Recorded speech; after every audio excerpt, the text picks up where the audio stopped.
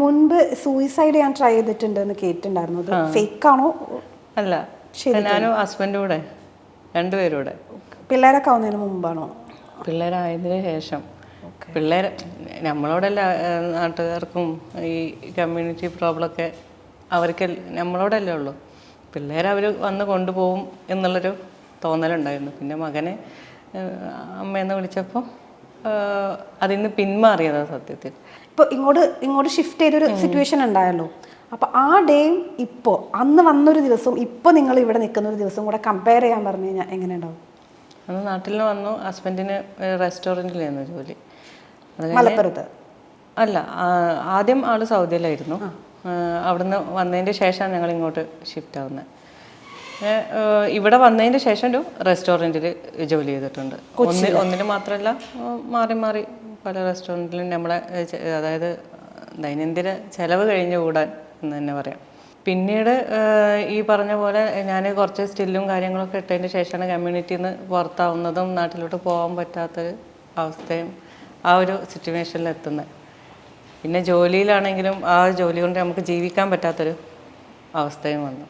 കാരണം അത് മാത്രം കൊണ്ട് ജീവിക്കാൻ പറ്റില്ല, നാട്ടിലോട്ട് പോകാൻ പറ്റില്ല എന്നുള്ളൊരു അവസ്ഥ വന്നപ്പോഴാണ് ഞങ്ങൾ രണ്ടുപേരൂടെ ഒരു ദിവസം, കാരണം വീട്ടിൽ വിളിച്ചിട്ട് അവരും ഉമ്മ എടുക്കും. എൻ്റെ ചേട്ടൻ്റെ ഉമ്മ കോളെടുത്തിരുന്നു.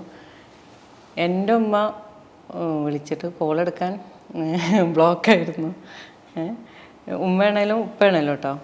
ഉപ്പാനായിട്ട് വലിയ കോണ്ടാക്റ്റ് ഇല്ല, ഉമ്മനായിട്ടാണ് കോണ്ടാക്റ്റ് ഉള്ളത്.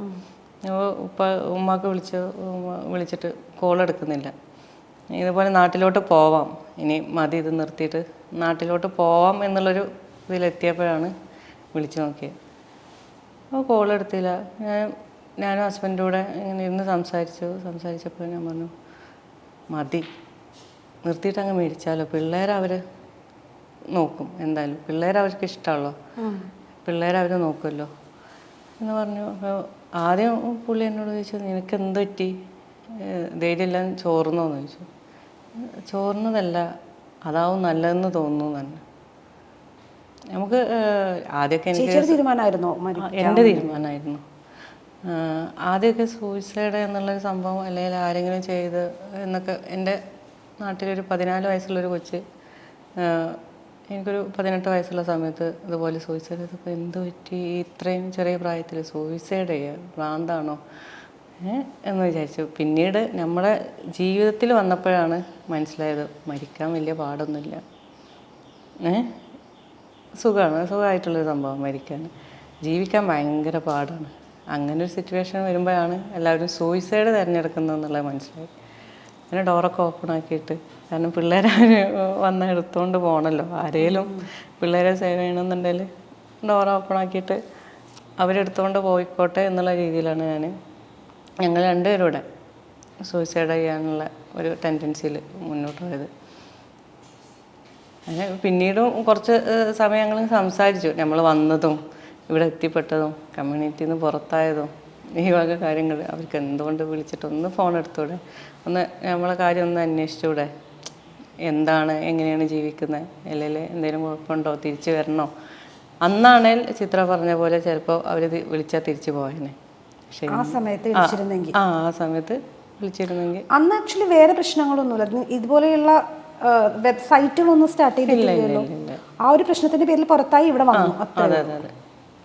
ഞാൻ ഷോർട്സ്, സ്ലീവ്ലെസ്, ക്ലേവേജസ് കാണുന്ന അങ്ങനെയുള്ള കുറച്ച് ഫോട്ടോസ് മാത്രമേ അതിനകത്ത് ഉണ്ടായിരുന്നുള്ളൂ. അങ്ങനെ സൂയിസൈഡ് ചെയ്യാൻ തീരുമാനിച്ചു. പിള്ളേർ ഉറങ്ങി എന്നുള്ള ധാരണയില്ല രണ്ടുപേരൂടെ നിന്ന്.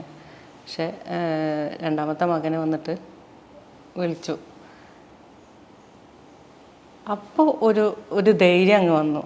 അവൻ വിളിച്ചപ്പോൾ, എന്തിന്, ആർക്ക് വേണ്ടിയിട്ടാണ് മേടിക്കുന്നത് അല്ലേ, പിള്ളേർക്ക് വേണ്ടിയിട്ട് ജീവിച്ചുകൂടെ. അതിൻ്റെ മുന്നേ എനിക്കിങ്ങനൊരു ഞാൻ പറഞ്ഞല്ലോ ഷൂട്ടിൻ്റെ ഇത് വന്നിരുന്നു.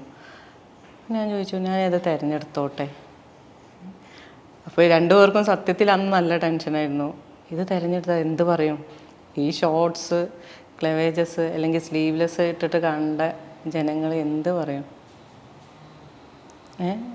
ഞാൻ പറഞ്ഞു, നമ്മളിപ്പോൾ മരിക്കാൻ തീരുമാനിച്ചില്ലേ, മരിച്ചാൽ എന്ത് പറയും, ഒരു സിനിമയിൽ കയറാൻ പോയിട്ട് അവൾ ഭയങ്കര സിനിമ നടിയായിട്ട് അവൾ സൂയിസൈഡ് ചെയ്തു. എല്ലാവരെയും അവസാനം ഇത് തന്നെയാണെന്നല്ലേ പറയാം. അപ്പോൾ അതിലും ബെറ്ററായിട്ട് ഇത് തോന്നി. അങ്ങനെയാണ് ഇതിലോട്ട് വന്നത്. ഇപ്പോൾ ഹാപ്പിയാണ്.